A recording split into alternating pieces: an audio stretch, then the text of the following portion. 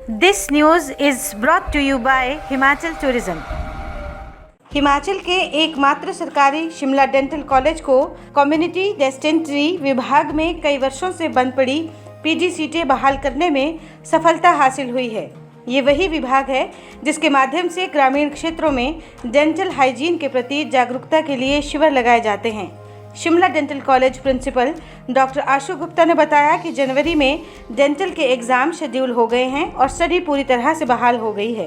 उन्होंने dental college में मरीजों के लिए शुरू की गई नई सुविधाओं की जानकारी भी दी। इसमें ना जी जो सबसे पहले हमने प्रयास किया है वो एक हमारा विभाग होता है जिसे हम कम्युनिटी डेंटिस्ट्री बोलते हैं या पब्लिक हेल्थ डेंटिस्ट्री बोलते हैं। इसमें हमारी 2007 से पोस्ट ग्रेजुएशन बंद हो गई थी। उसको हमने पुनः दोबारा से शुरू करने का प्रयास किया है और मुझे बताते हुए बहुत खुशी है आपको कि ये हम इसमें कामयाब भी हो गए हैं। डेंटल काउंसिल ऑफ इंडिया से भी हमें परमिशन मिल गई थी और इस साल हमने इस सब्जेक्ट में 2 सीटें पीजी की शुरू की हैं।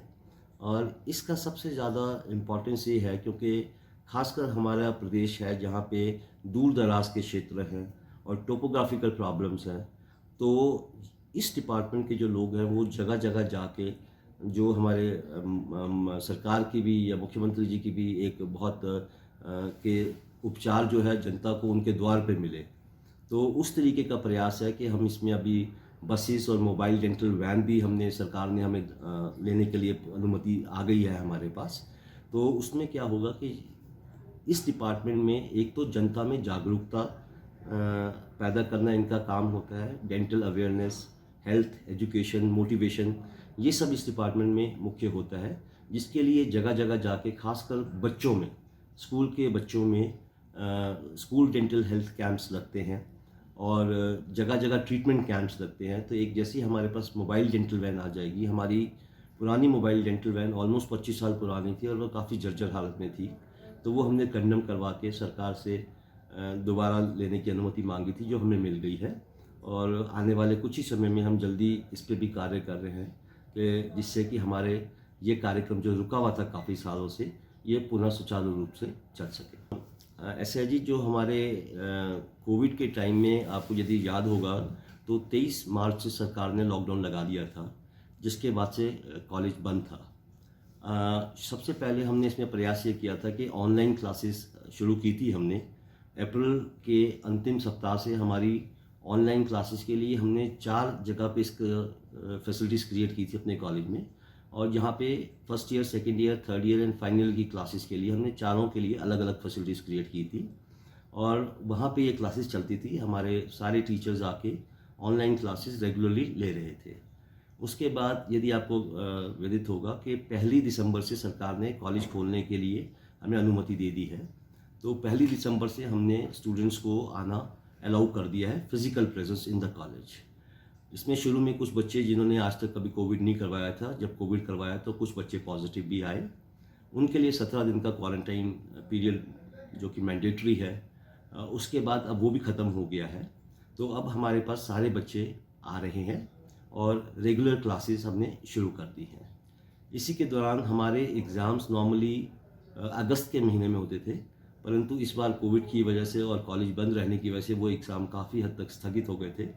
तो अब हमने सेंड अप एग्ज़ाम हमारे लिए अनिवार्य होते हैं यूनिवर्सिटी एग्ज़ाम करवाने से पहले, तो आजकल हमारे सेंड अप एग्ज़ाम चले हुए हैं और मोस्ट ऑफ द डिपार्टमेंट्स में मुझे लगता है सेंड अप एग्ज़ाम अब ख़त्म हो गए होंगे, क्योंकि जब बच्चे पॉजिटिव आए तो हमें सेंड अप एग्ज़ाम्स ऑनलाइन करने की आवश्यकता पड़ी। तो इसके बाद 1 जनवरी से हमने यूनिवर्सिटी को निवेदन किया था और यूनिवर्सिटी ने उस निवेदन को हमारे मंजूर कर दिया है और 1 जनवरी से हमारे यूनिवर्सिटी के एग्ज़ाम्स चारों बीडीएस के सालों के लिए शुरू हो जाएंगे। इसमें अंतर थोड़ा सा जो हमने किया है वो ये अवश्य है, क्योंकि यूनिवर्सिटी की स्ट्रिंजेंट नॉर्म्स हैं, यूजीसी की नॉर्म्स हैं, कोविड को ध्यान में रखते हुए हमने जो एग्ज़ाम्स हमारे नॉर्मली होते थे वो 10 से 1 बजे की एक शिफ्ट में होते थे, परंतु सोशल डिस्टेंसिंग क्योंकि मेंटेन हो सके उसके लिए हमने इस बार एग्ज़ाम्स को 2 शिफ्टों में ब्रेकअप किया है, 9:30 से 12:30 और 2 से 5। सबसे पहले तो आपने जो पूछा है कि हमारे पास नंबर ऑफ़ सीट्स कितनी हैं, इसमें आज की डेट में बीडीएस में पहले हमारे पास 60 थी, परंतु अभी कुछ समय पहले ईडब्ल्यूएस की कैटेगरी में 25% सीटें बढ़ने के बाद आज की डेट में पिछले साल से हम 75 सीटों को 75 बच्चों को हम एडमिट कर रहे हैं, नंबर 1। नंबर 2, जहाँ तक पोस्ट ग्रेजुएशन की बात है, पहले हमारे यहाँ पे 7 डिपार्टमेंट में पोस्ट ग्रेजुएशन, ज़्यादा 6 में रिकग्नाइज थी। 7वीं ओरल मेडिसिन एक डिपार्टमेंट है, उसकी हमने इस साल रिकग्नाइज करवाई है। और 8वीं जो मैंने आपको बताया कि कम्युनिटी डेंटिस्ट्री डिपार्टमेंट, जिसमें हमने शुरू की है, जिससे कि ये हमारा कॉलेज पहला कॉलेज प्रदेश में बन जाता है जिसमें 8 सब्जेक्ट्स में पोस्ट ग्रेजुएशन की फैसिलिटी अवेलेबल है। इसके अलावा हम डेंटल हाइजीनिस्ट और डेंटल मैकेनिक्स के भी स्टूडेंट्स लेते हैं, जिनकी संख्या प्रति साल 20-20 की है। दूसरा जो आपने प्रश्न पूछा था कि हमने कौन कौन सी सुविधाएं इसमें आज की डेट में हमारे पास पिछले कुछ समय में हमने ऐड की हैं। एक हमारे कॉलेज की बहुत पुरानी डिमांड थी, बड़े एक्सरेज यहाँ पे नहीं हुआ करते थे। उसके लिए हमने OPG और सेफ नया लास्ट ईयर इंस्टॉल करवाया है, जिससे कि जो भी मरीज़ होते थे किसी भी, चाहे वो ओरल सर्जरी के थे, ऑर्थो के थे, उनको बाहर जाके वो एक्सरे करवाना पड़ता था, उसकी सुविधा नहीं उपलब्ध थी, तो वो हमने अपने कॉलेज में शुरू कर दी है। इसके अलावा हमने जितनी भी डिपार्टमेंट्स में पुरानी चेयर्स थी जिनकी हालत काफ़ी ख़राब थी, करीबन 50 नई डेंटल चेयर्स लगवाई हैं, अल्ट्रासोनिक क्लीनर्स दिए हैं, ऑटोक्लेव्स दिए हैं। जो भी डिपार्टमेंट्स की जितनी रिक्वायरमेंट्स थी उनको सबको हमने मीट विद करने का एक तो ये प्रयास किया है।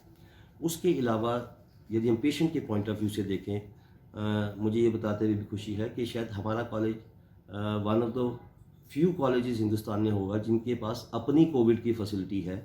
हम अपना टेस्ट करते हैं, हमारा ही स्टाफ है, हमारे ही किट्स हैं, और हम किसी भी तरीके से उसके लिए किसी और पर निर्भर नहीं है। इसके अलावा बहुत से डिपार्टमेंट्स में हमने कैबिन्स बनवा दिए हैं जहाँ जहाँ इनकी आवश्यकता थी, क्योंकि खासकर कोविड के समय में आपको जो ट्रीटमेंट पेशेंट्स पे करनी है वो क्लोज चैम्बर में ऐसे करनी है जिससे कि संक्रमण ना फैले। तो ऑलमोस्ट हर डिपार्टमेंट में हमारा ये प्रयास रहा है कि कोई ऐसी सुविधा ज़रूर हो जिससे सपोज़ भगवान ना करे कल को यदि कोई कोविड पॉजिटिव पेशेंट का भी हमें इलाज करना पड़ता है तो उसको उस क्लोज चैम्बर में कर दें, जिससे कि कोविड के वायरस पूरे एरिया में स्प्रेड ना हो। चाहे वो भारत सरकार है, चाहे वो प्रदेश सरकार है, चाहे वो यूनिवर्सिटी है, डेंटल काउंसिल है, इन सब के हमारे को कुछ स्टैंडर्ड प्रोटोकॉल्स आए हैं, स्टैंडर्ड गाइडलाइंस आई हैं जो हमारे लिए फॉलो करना मैंडेटरी है। उसमें जैसे आपको भी विदित होगा कि सैनिटाइजर्स का यूज़ है, मास्क लगाना अनिवार्य है, तो वो सब प्रोविजंस हम कर रहे हैं बच्चों के लिए भी, और जो हमारा स्टाफ ड्यूटी पे रहेगा उनके लिए भी, जिससे कि संक्रमण किसी भी तरीके से ना फैले। हिमाचल दस्तक वेब टीवी के लिए शिमला से अंकिता पंडित। ख्वाहिशों के धागे खुलते हैं तो खुलने दे, बेपरवाह चल, न पैरों को रुकने दे, बस जी ले इस पल को।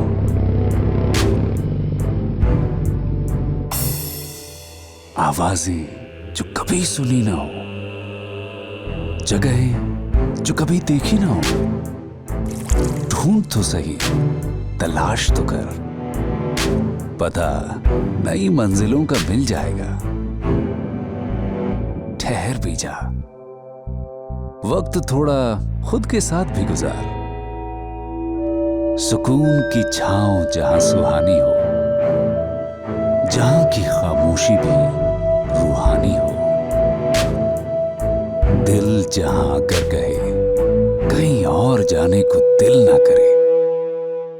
हिमालय का दिल हिमाचल